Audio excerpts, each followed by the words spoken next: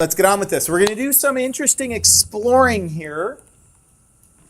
And so bear with me on some of this. We're going to write some of this down and we're going to talk about some of this, and you're going to have to take my word on a couple of things, but try to follow along because there is some interesting ideas here. And remember, we talked about this new number last Tuesday, and we're going to see a little bit of what it is.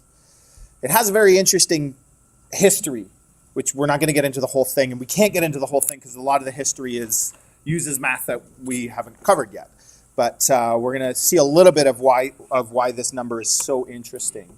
As with a lot of things, this number that we're talking about, E, it shows up in a lot of places. So this is like one of them. And where it shows up and what happens here is absolutely amazing in some ways. But even more amazing is that this number also has all these other interesting properties. But as we talked about with pi and things the other days, these things do tend to happen in mathematics. So we're talking about derivatives of exponential functions.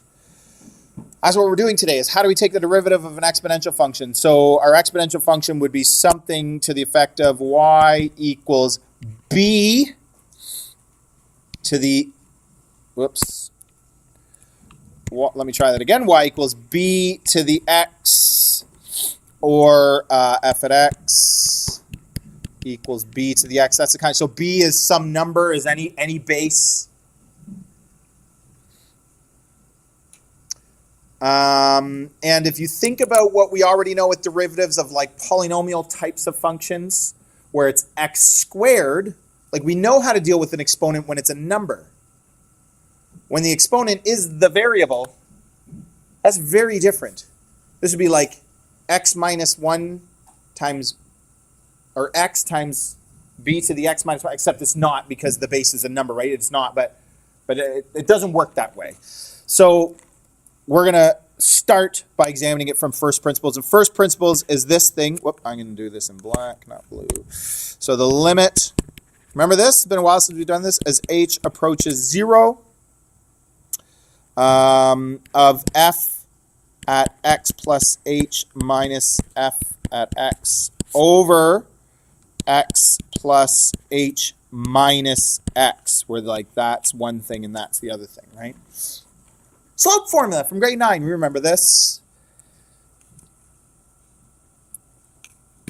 So this equals the limit as h approaches 0. So f at x plus h is that function over there off to the side. So instead it's b, and in place of x, I put function notation. I put everything that's in the brackets. So it's b to the x plus h minus b to the x over x plus h minus x is just h, right? We know that, but remember that comes from somewhere, but it ends up being over h. What do I do with this? Any ideas?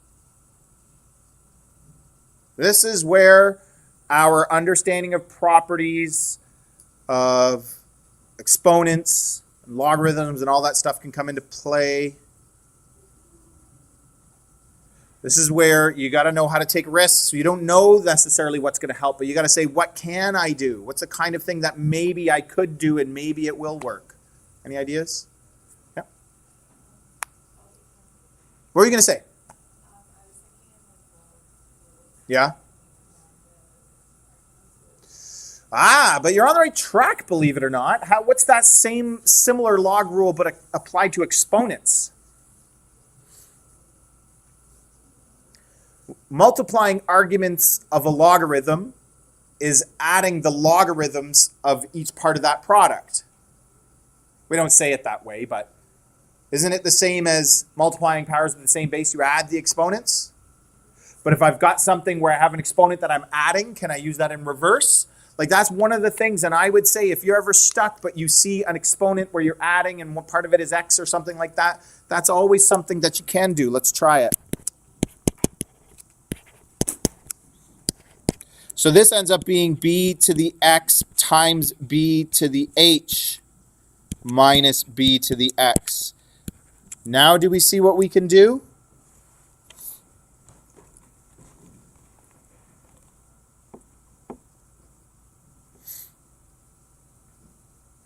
Anybody? Very nice.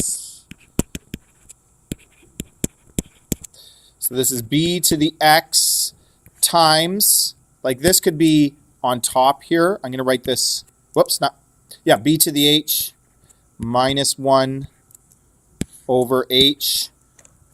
But what I actually want to do, instead of writing a whole other step, because b to the x is just multiplied, I can actually like write that out front, can't I?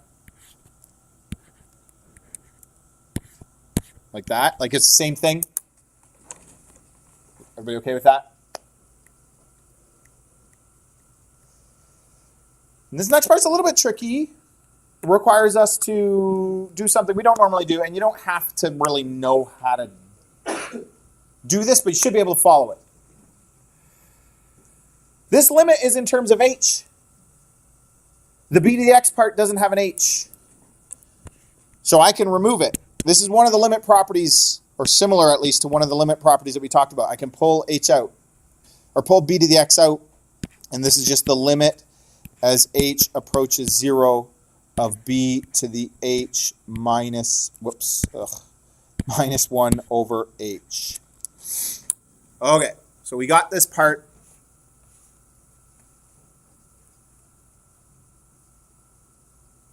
That's about as far as we can take it, unfortunately. Is that very useful? Like we're trying to find something where we can take the derivative. How do we start trigonometry? I told you. And I said, I told you what the derivative of sine was, told you what the derivative of cos was. We were able to build a lot of things from there, but I just told you because it's hard to derive those without some different kinds of mathematics. Everything before that, we were able to derive. Product rule, all that stuff from first principles. We came up with some kind of formula with the P's and the Q's. Remember all that? So we're trying to derive a formula here. Does that look like a formula? Hesitant to answer probably, and I think because it doesn't. There's something missing here. So here's what I'm going to help with. This part has no x in it. So in other words, it doesn't depend on x. What does it depend on? A base, b.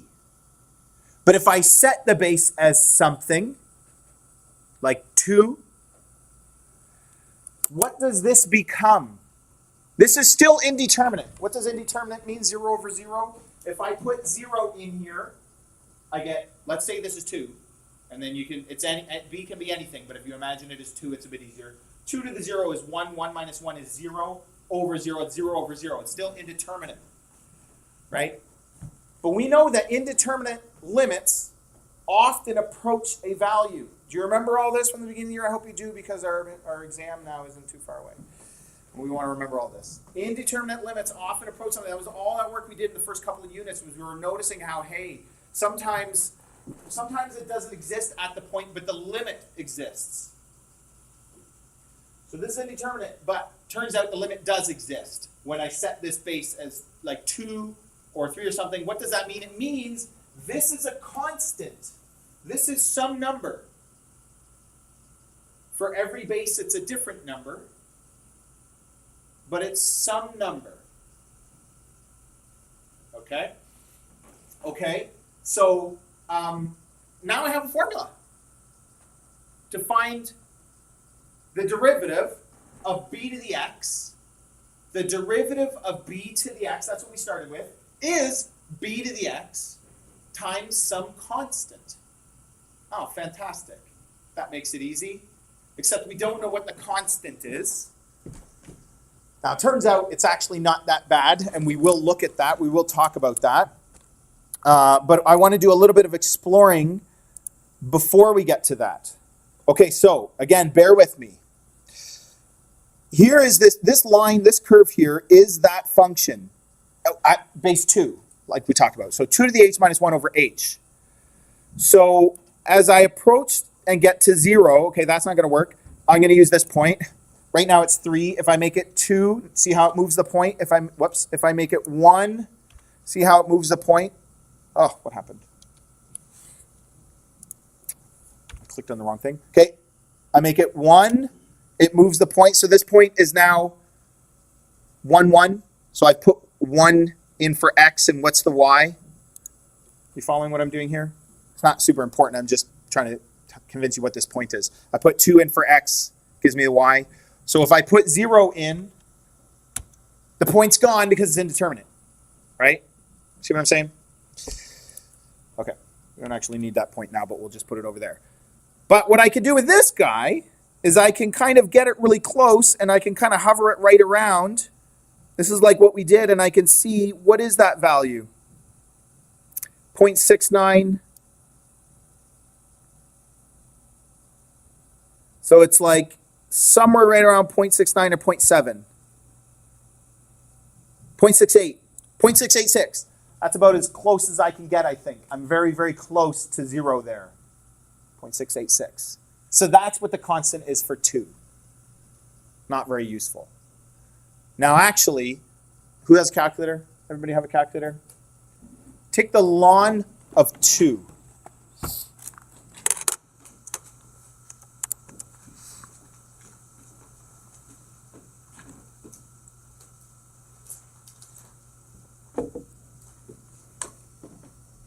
What is it? Very close to our number.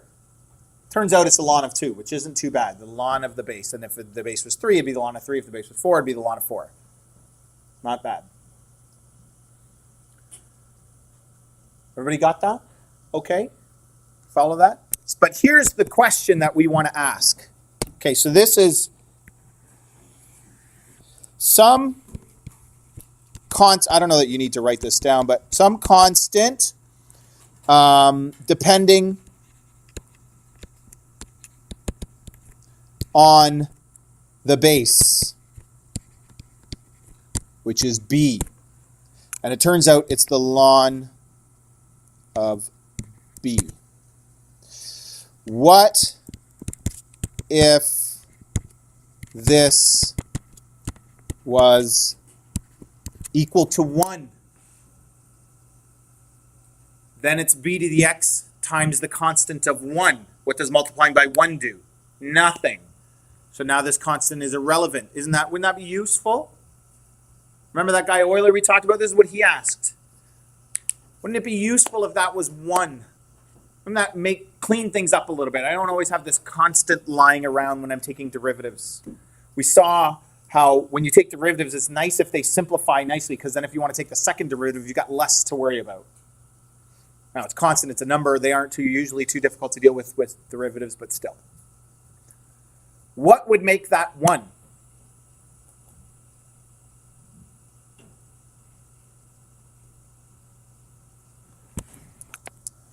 In other words, when does the ln of b equal 1? When b equals e. Remember, ln is log base e. So this is like e to the 1 equals b. E to the 1 is e, so when b equals e. This is really useful, and this is kind of curious. So when this is true, if f at x equals e to the x, then if you thought trig derivatives were simple, the derivative of sine is cos, the derivative of cos is negative sine, the derivative of e to the x is e to the x times that constant 1, ln of e, but that's 1. The derivative of e to the x is itself. When I told you on Tuesday that there's something special about this number, doesn't that seem like that's special? Isn't that interesting? And this was actually discovered before calculus and outside of calculus. This number was discovered and used for other ideas related to exponential growth. So it is certainly a number that has a lot of relationships in exponential growth, but that's how it was originally discovered, I believe. But it's got this amazing property. That's why they discovered it, I guess, is because it has this interesting discovery or this interesting property with exponential growth that its derivative is itself. What does that mean graphically? So if I had this graph, here's the function. Looks something like that. It's just an exponential function of base e. What would the graph of the derivative look like? Be right on top. What would the second derivative look like? It'd be right at be the same thing. The derivative is the same function. Now when you start adding other junk to it, like we're about to do, it complicates matters, but it's still easier than the alternative. Okay, so let's just, I ran out of room here. Let's summarize. Find some space on your page. I'm going to move some things around here so I get a little bit more room. I can do this. There we go. Just so we have our formulas, so derivative of e to the x with respect to x is equal to e to the x. And then if I do this, derivative of e to the u with respect to x, what do you think it's going to be? What would your gut tell you?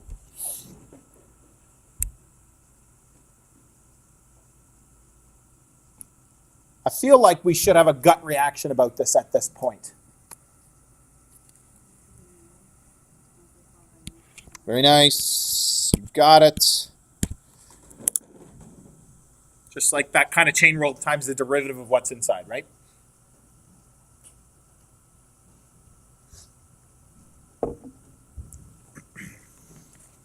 Any questions so far?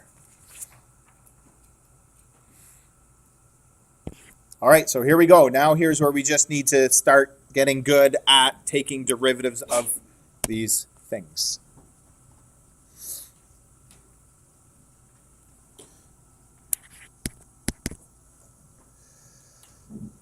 If by the end of the last unit you were really starting to feel better about taking derivatives of trig functions, and we took some complicated ones, right?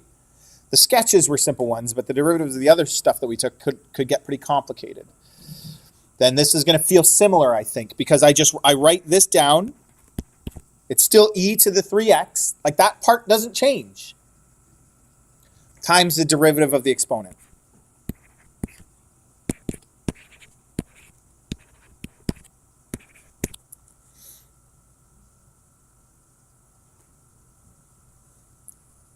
Go ahead and try the next one.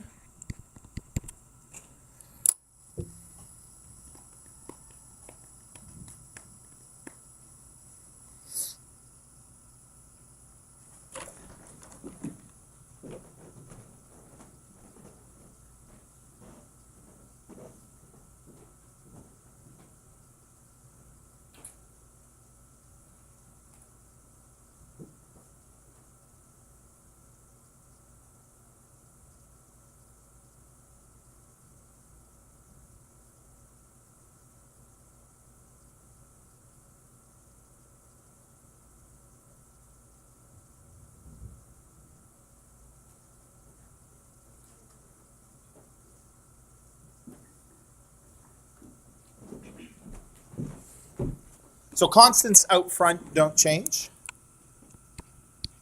And this part doesn't change. I mean, it changes eventually, but times the derivative of the exponent. What's the derivative of 5x squared? Well, I bring the 2 down, right? What is it? Yeah, 10x. So the 2 comes down, multiplied by the 5, and then this whole thing we're going to multiply through, so negative 70x e to the 5x squared. And again, like last year, we're not gonna obsess over like what form do we want this put in, but it's nice if you have constants to put them together. I mean, honestly, part of that is just otherwise when you're marking it, or if you were looking at it later, you got to go hunting through a big long expression for all the constants. You don't want to do that. So we just want to bring them together. Like on the test from yesterday, a lot of people were trying to factor all those derivatives in the first page. It wasn't necessary, right? I don't want negatives hanging out in the middle of an expression somewhere. If there's a -2 somewhere, bring it out front. Put those constants together. Put those monomials together. Those kinds of things. That's usually all we really care about. All right, next one. What do we notice about this? Product rule. Really important that we notice these things. Where the product rules are. What's the first part? What's the second part?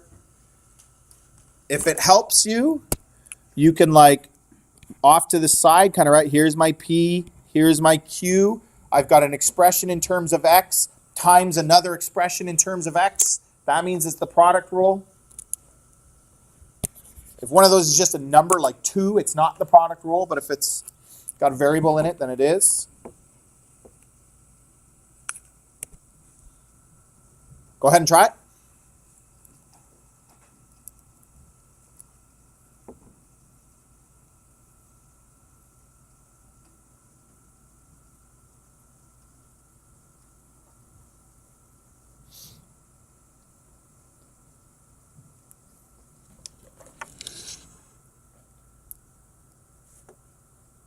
When I do the product rule, I say it in my head, right? Derivative of the first thing times the second thing plus the first thing times the derivative of the second thing. So derivative of the first thing is x squared, derivative of the first thing is 2x. And then times the second thing doesn't change. E, so the x squared, plus the first thing, which was x squared, times the derivative of the second thing. Put this in brackets if it helps you organize your thinking or whatever you want to do. And that is e to the x squared times the derivative of the exponent, so times 2x.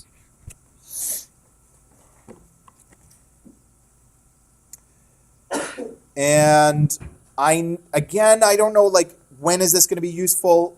Sometimes it might be, but I noticed that because the derivative of e to the x is itself, I think when you're doing product rule, you're going to see stuff kind of like this happen fairly often. Look what's the same in both of these. There's a 2 to the x, and there's an e to the x squared in both parts. So if for some reason I had to do some work with this, it would be very factorable. 2x times e to the x squared 1 plus x squared.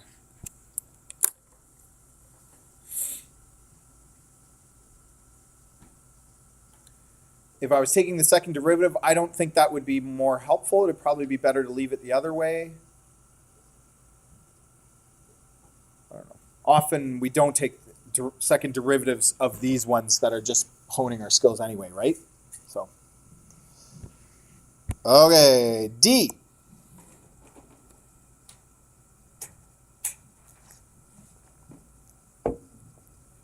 Make sure you see where the brackets are. So that whole expression there is in the exponent. Make sure you can tell what's going on there. Again, go ahead and try this one. It's actually quite straightforward. There's no tricks, nothing weird going on.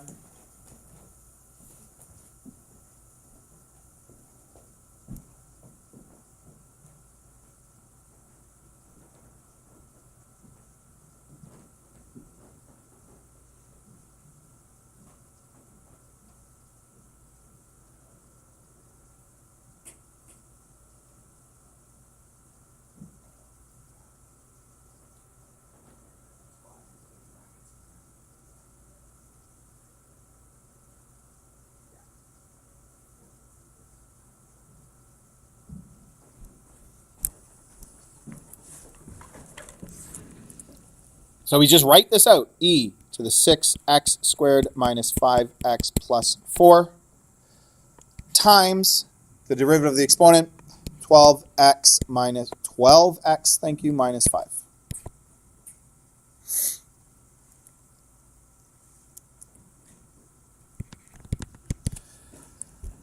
If you haven't started the next one, you can give it a try. I think some people probably already did. Again, what do we usually do? We usually clean up negative exponents. And when we get square roots, we often get those. So that's going to happen here.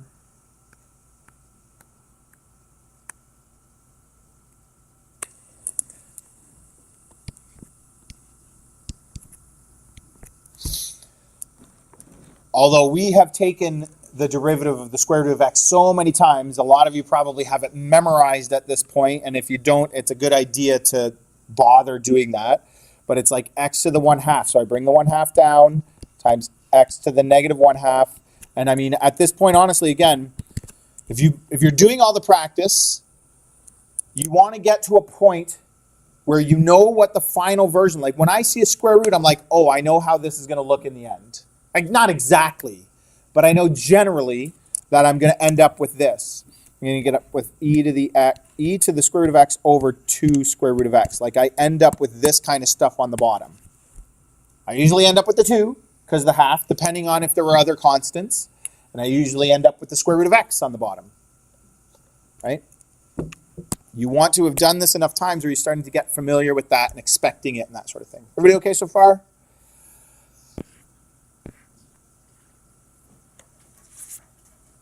Ooh, what's different about this one?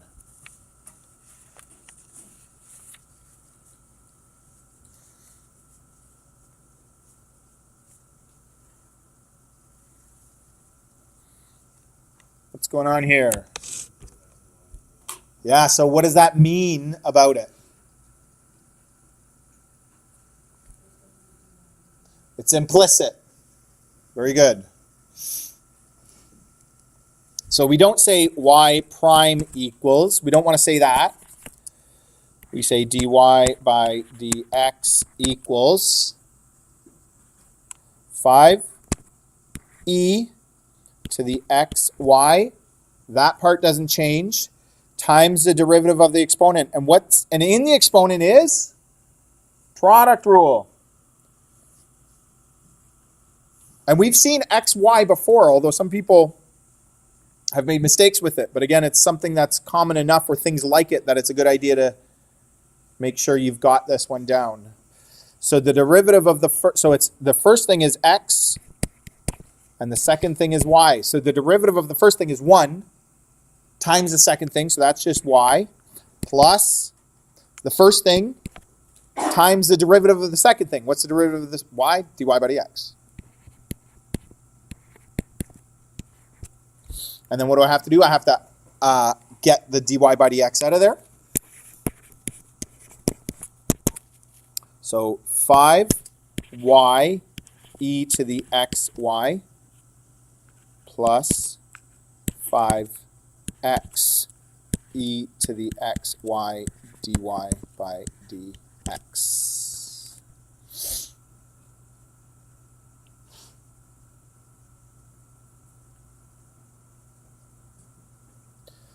So I'm going to subtract the dy by dx term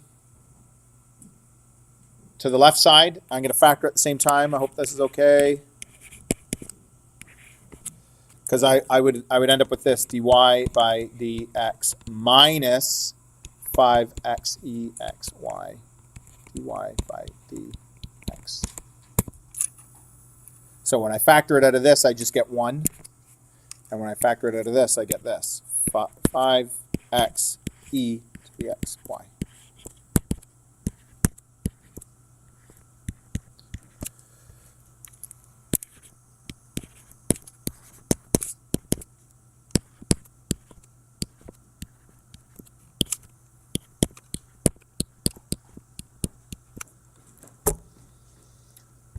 All right.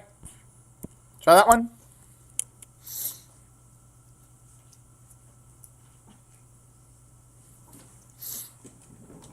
There's no x's. So we're going to take the derivative with respect to t. Not something we've really seen, but this is something that will come up in the next unit. And you can take derivatives with respect to any variable. And typically you're taking it with respect to the input variable. So if you can imagine that we were doing the height over time, time would be the horizontal axis. That's the input variable. So that's what you would take the derivative with respect to. That's what we would care about. So it doesn't matter that it's an x or whatever. We saw a little bit of this when we explored the chain rule a long time ago, and we had like u's and v's and x's and stuff all in the same question.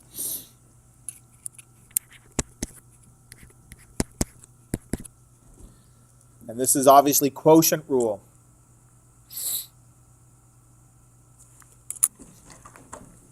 And it's a bit messy, so you just got to dive in and get hands dirty. Derivative of the top times the bottom minus the top times the derivative of the bottom. Start isolating those parts in your head. Derivative of the top. Okay, so all I'm going to do is think about what is the derivative of the top. The derivative of the top. Derivative of 1 is gone. So I get 4e to the 3t times the derivative of the exponent, which is 3. So that was the derivative of the top times the bottom, e to the square root of t, minus the top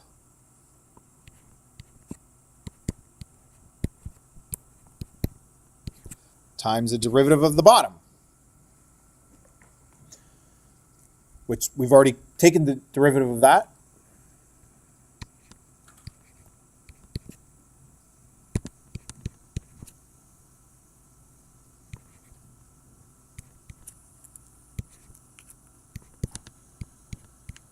There we go.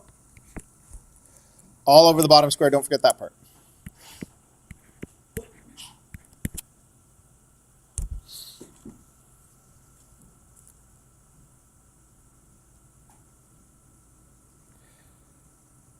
And I'm not even going to bother cleaning this one up because when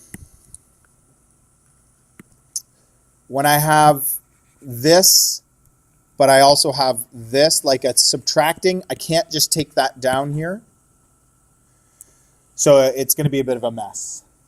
So in that case, I'm not even going to bother. I'm just going to leave it. And again, don't get hung up too much on that kind of idea. You can always ask, even on a quiz or a test, do you want me to go any further?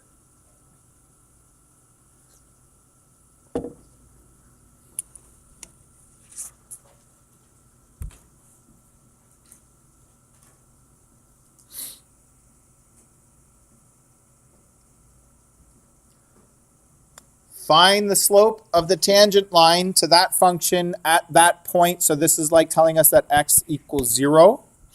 And I notice that if I sub 0 in for x, I get e to the 1 over 1, which is e to the 1, which is e. So that's why that point is 0e, right? A little bit stranger to see it when it's not a number.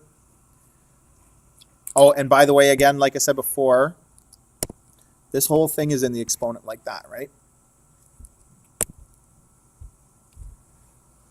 If I want to find the slope of the tangent at that point, what do I need to do? Well, this is calculus, so we probably want to take the derivative. So go ahead and start with that step.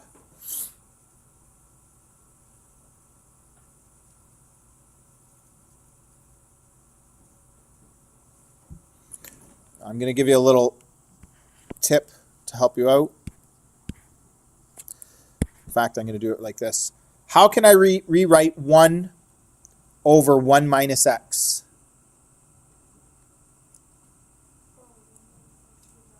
Yeah, 1 minus x to the negative 1. That's going to be a little bit easier to take the derivative of than trying to, I guess, use quotient rule or something like that. Yeah, isn't that what I want to do? Yeah, because I'm going to, oh, I see what you're saying, yeah. I'm going to do the rest of it. Yeah, I meant to, but I see what you're saying. It looked like I was just rewriting it. That's the crazy thing about these things. That is f, but it's also f prime. I just haven't finished it, right? Because the derivative of v of x is itself. Craziness. Okay, so what's the derivative of the exponent here? Bring the exponent down. Whoops. 1 minus x. Subtract 1 from the exponent. And multiply by the derivative of what's inside. So multiply by -1, which is just going to get rid of that negative out in front. So you could just change it to a plus. Do that however you want. Tidy this up a little bit. The 1 minus x to the -2 is going to go to the denominator. So this is e to the 1 minus x to the -1 all over 1 minus x squared.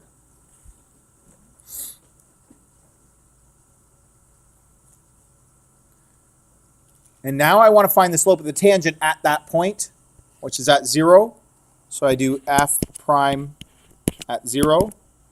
That's e to the 1 minus 0 to the -1 over 1 minus 0 squared. It all works out very nicely. 1 minus 0 is 1. 1 to the -1 is 1. So the top is e. 1 minus 0 is 1. 1 squared is 1. So the bottom is 1. So it equals e. And I believe that's all this question asks us to do, find the slope. If we were going to find the formula, it'd be y minus y1, which was e, equals m, which is also e, times x minus x1, which is 0. And if I expand that, if I leave it in terms of e, which we often do, just like when we leave the pi in there, it works out pretty nice and simple. But, any questions? We sure? We got a couple more little things we're going to do here. All right, I think we do. Here we go. Now let's consider this.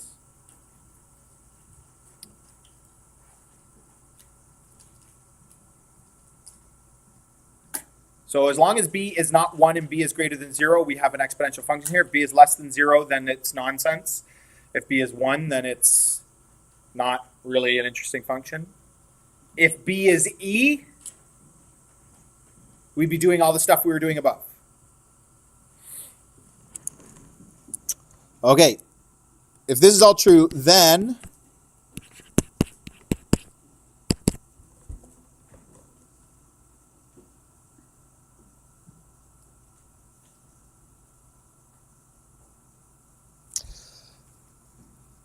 remember when we did this? I think we saw this before. We did. E to the ln of a is what?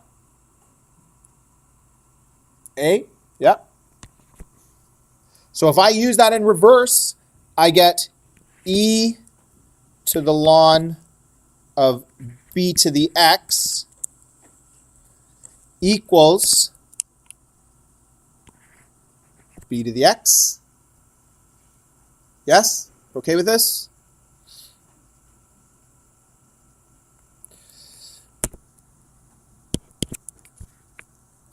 So this is equal to e times the e to the x times ln of b. That's one of the properties that we've talked about. Take the exponent in a log out front. We okay with this? Now let's take the derivative.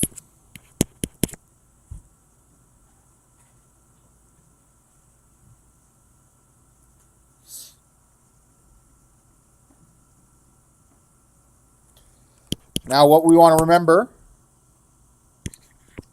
is the ln of b is some value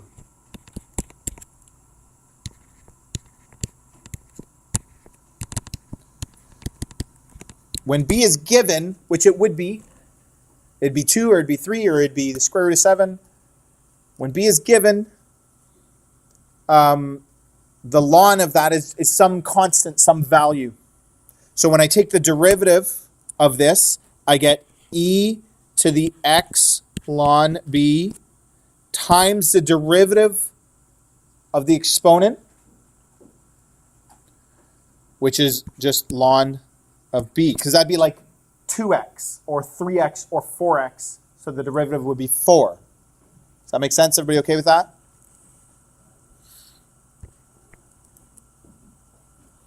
What is e to the x ln b?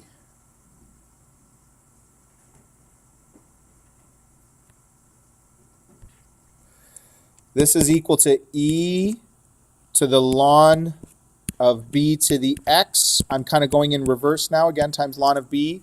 E to the ln of b to the x is b to the x.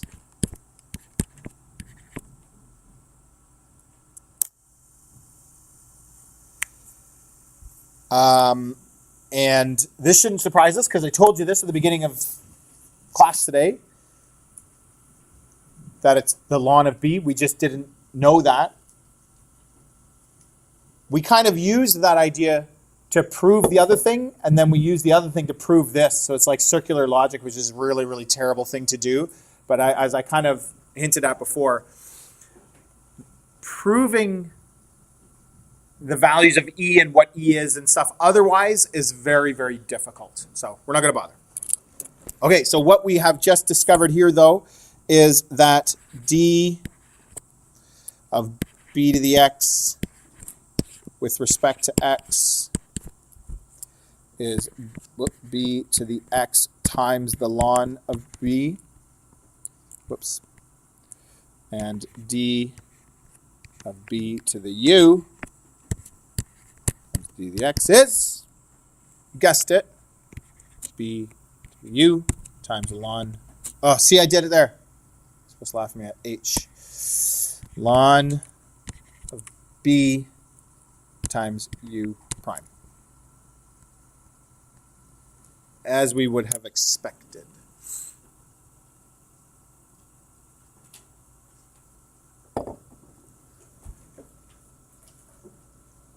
And now let's use it. Just a couple of times. So notice that all of the stuff we did before this, the base, it was all exponential functions, but the base was e. And now the base in each of these cases is something else, some other number. Remember, e is a number. E is not a variable.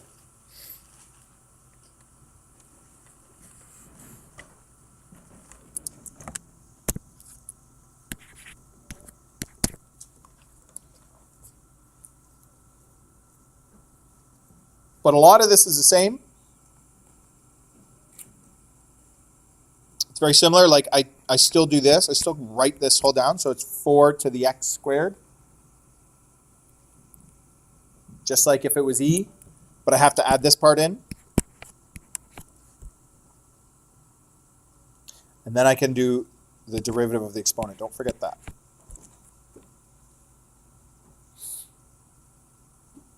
There's not much there that could be tidied up. Sure, I could take the 2x out front, but that's not going to do us a lot of good. So there's not really much going on there. You can try b.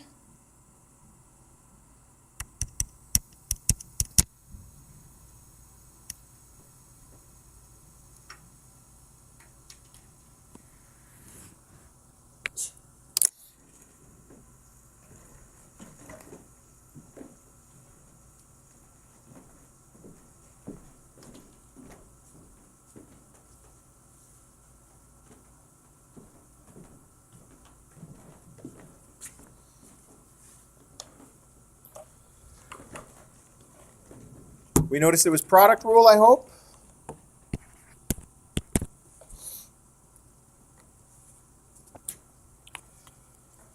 Derivative of the first thing times the second thing. Derivative of the first thing is x. Or sorry, the first thing is x, so the derivative is 1.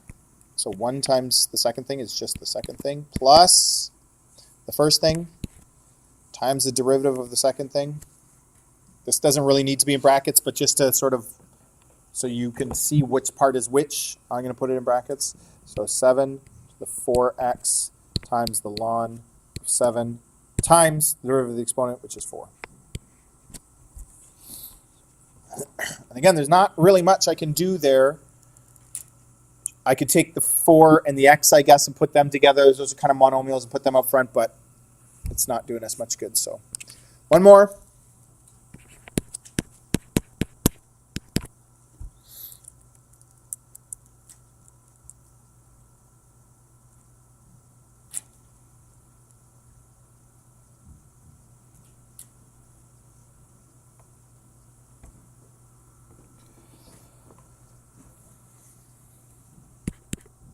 So pi is just a number, just like e. It's just a new base. Nothing tricky here.